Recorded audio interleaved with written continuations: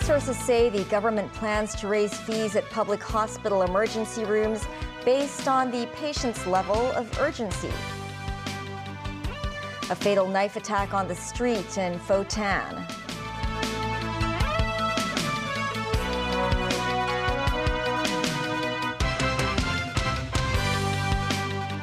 Hello and welcome to TVB News. I'm Melissa Hekalea. Sources say the government plans to raise accident and emergency department fees at public hospitals based on the patient's level of urgency. The highest fee could exceed the existing $180, while the lowest level would be free of charge. The plan isn't part of the authorities' determination to tackle abuses of public health services. Mimo Singhai reports.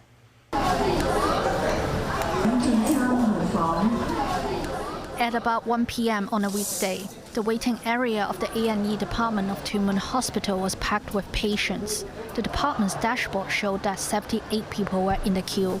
80% of them were categorized as semi-urgent and non-urgent patients. They had to wait for more than 4 hours to see the doctor. The rest belonged to the urgent group, and the waiting time was about an hour.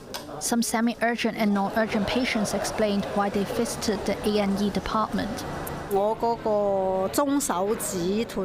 My middle finger hurt. I'm not sure what happened. I haven't injured myself or done anything, said this woman who had waited for about 3 hours.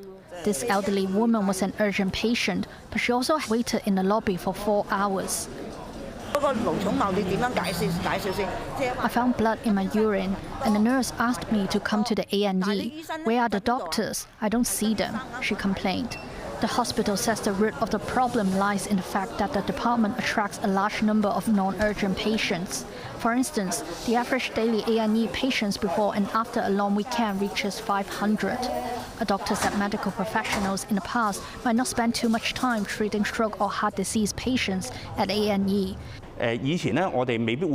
He said medics would now hold onto the golden hour and spend longer time on those patients because more research studies have been conducted. Sources say the government may announce changes to public health service fees by the end of this month at the earliest. The current A&E fee at public hospitals is fixed at $180, including medication. That fee has been in place since 2017. Mimo Singhai, TVB News. A man died after being involved in a knife attack on Sunday evening. Sources say the victim had a triad background. The incident happened near the junction of Sui Wo Road and Lai Wo Lane in Fotan. Blood was left at the scene after the attack. Objects scattered across the pavement. Police received a report at around 5:30 p.m. that a man aged about 50 was under a knife attack by 2 men. The 2 men then boarded a taxi and fled the scene. The man was sent to Prince of Wales Hospital and was later pronounced dead. Russia and Ukraine have continued heavy aerial attacks on each other, with both sides reporting more than 100 enemy drones over their territories. This comes as Russian President Vladimir Putin met U.S. envoy Steve Witkoff to discuss an American proposal for a 30-day ceasefire in the war with Ukraine. Meanwhile, British Prime Minister Keir Starmer held a virtual meeting with mostly European leaders on providing security for Ukraine in a post-war scenario. Nazvi Karim with more. It was U.S. President Donald Trump who bypassed Europe and reached out to Russian President Vladimir Putin on a possible peace deal. It prompted the Europeans into action, with British Prime Minister Keir Starmer in London, French President Emmanuel Macron in Paris, Ukrainian President Volodymyr Zelensky in Kiev, and the leaders of Germany, Italy, Canada, Australia, and other countries meeting virtually to express their support for Ukraine. As Russia steps up attacks on Kherson and other regions, Europe is ready to put pressure on Putin to accept a U.S. proposal for a 30-day ceasefire. Putin agrees to it in principle, though he has placed conditions that likely run counter to the security guarantees sought by Zelensky. One of them is Russia's rejection of any deal that allows European troops to act as peacekeepers in Ukraine.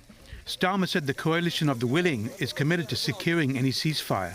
We agreed we will keep increasing the pressure on Russia, keep the military aid flowing to Ukraine, and keep tightening the restrictions on Russia's economy to weaken Putin's war machine and bring him to the table Our militaries will meet on Thursday this week here in the United Kingdom to put strong and robust plans in place to swing in behind a peace deal and guarantee Ukraine's future security. President Trump has offered Putin the way forward to a lasting peace. Now we must make this a reality. Trump insists it is Europe's responsibility to look after Ukraine post-war, with the Europeans also wanting a US security backstop to ensure a lasting peace after 3 years of war. During the meeting, Zelensky said Russia is the only obstacle. I ask you to talk to everyone from Brazil to China, from African nations to Asian countries, about the fact that real peace is needed, peace through strength, peace through forcing Russia to take all necessary steps for the sake of peace. The United States is expelling South Africa's ambassador, with Secretary of State Mark Rubio calling him a race-baiting politician who hates President Donald Trump. The South African president's office on Saturday described the expulsion of Ebrahim Rasool regrettable, calling for a diplomatic decorum between the two nations. Rubio posted on social media in reaction to an address delivered by Rasool that reportedly criticized Trump. It marks a further deterioration in ties between the two countries after South Africa's genocide case against U.S. ally Israel at the International Court of Justice. Trump has also hit out at South Africa's land policy, which he said targets certain classes of people. The U.S. alleged that white farmers in South Africa are being discriminated against under land reform policies. Still ahead, extreme weather leaves at least 32 dead in central and southern United States. The first running event at Kai Tak Sports Park. And a look at so-called academic pubs in Beijing.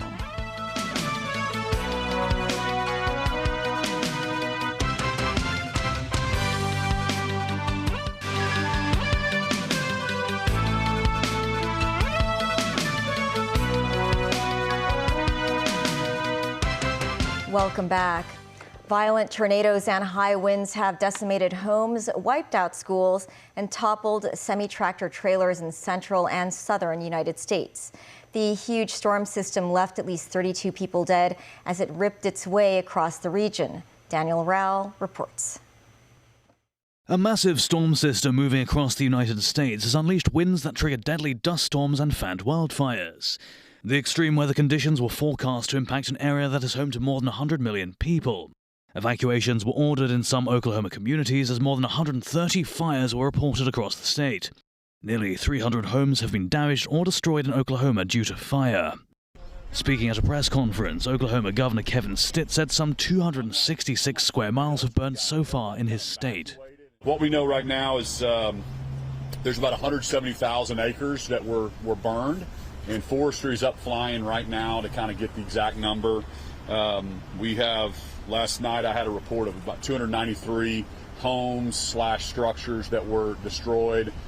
It was just a perfect storm. It was the humidity levels went down to kind of record lows, below 10%, and then with the winds where they were, it just dried everything out. And so we should have a couple good days in a row here to get all the fires out, because there's a little bit of risk coming back in maybe Monday or Tuesday. Up to 19 tornadoes have passed through the Midwest state of Missouri. The director of emergency management in the state's Butler County told reporters more than 500 homes, a church, and a grocery store in the county were destroyed by tornadoes. In the southern state of Mississippi, Governor Tate Reeves announced on Saturday that at least 6 people died in 3 counties and 3 more people were missing. Local media outlets reported multiple tornadoes moved from the southwest to the northeast of the state, causing significant damage to multiple areas. The U.S. National Weather Service has now issued blizzard warnings for parts of far western Minnesota and far eastern South Dakota. Snow accumulations of 3 to 6 inches were expected. Winds were expected to cause whiteout conditions. Still, experts said it's not unusual to see such weather extremes in March. Daniel, TV News. Hong Kong is set to co-host the 15th National Games with Guangdong and Macau in November. Yung Tak Kung, head of the National Games Coordination Office, said authorities will learn from the experience of test events held before and make improvements for the actual games. Samantha Lee tells us more. The 15th National Games will be held in Hong Kong, Guangdong and Macau in November. As one of the co-organizers, Hong Kong has conducted several test events, including the Guangdong-Hong Kong-Macau Road cycling race and the Shenzhen-Hong Kong Marathon.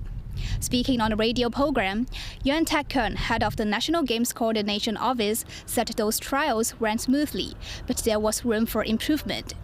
Because during the road cycling and marathon, sometimes the leading group and the other athletes, they may be the distance, maybe not so close together.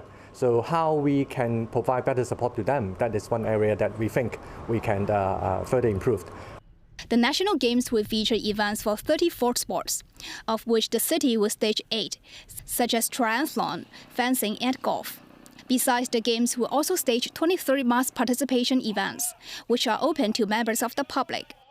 From February to April, we will accept applications to join the selection rounds of the mass participation events. And then before May this year, we'll conduct the selection for all these mass participation events, and then the finals will be held after May, mostly from June to October. It will be held in different cities in the Greater Bay Area. Meanwhile, Yuan said authorities have received more than 30,000 applications for volunteers at the National Games. He said some 17,000 people will be initially selected, and at least 15,000 are expected to take up duties at the Games. Samantha Lee, TVB News.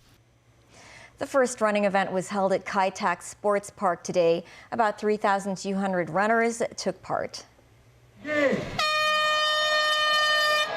starting and ending points of the event were located at Kai Tak Youth Sports Ground. With race distances of 3 and 5 kilometers, athletes had to run through the entire area of the Kai Tak Sports Park complex. After the race, some participants said they enjoyed the run because they had passed by Kai Tak's various attractions. And in mainland China, academic pubs have sprung up in cities such as Beijing and Shanghai, where people attend lectures in bars with drinks in hand. Speakers include professors and scholars from various academic fields. Sakura Ip spoke to some of the speakers and audience members at one of these unconventional bars.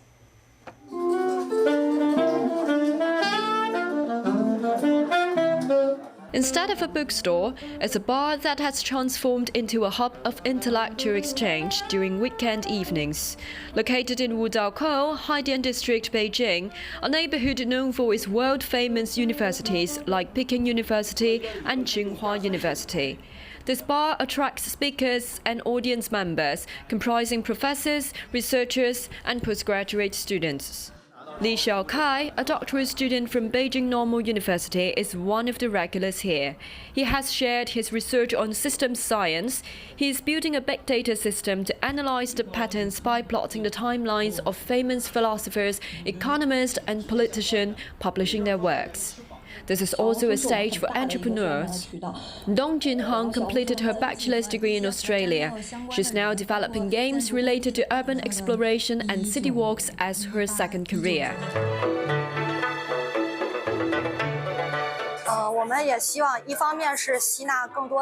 She said this is a good opportunity for the team to engage potential users and seek collaborations, covering a broad range of topics. These events draw a crowd of professionals who, after a long day at work, would like to spend some time attending a lecture with a drink in hand. It's a combination of socializing, learning, and relaxing. This kind of academic pub is a rising trend in cities like Beijing and Shanghai. It's also a lifesaver for this bar, which started hosting academic lectures in June, resulting in a doubling of its business. And Natasha, who runs all the lectures for this bar, says it's benefit from the neighborhood, which is packed with universities. It's easier to invite speakers and gather an audience here than elsewhere in Beijing. For those who are interested in becoming speakers and delivering lecture here, they don't need a doctor degree, but they'll need approval on their materials and topics from the organizer. Zachary, TV News, Beijing. That's the news. Thanks for watching. Have a great evening.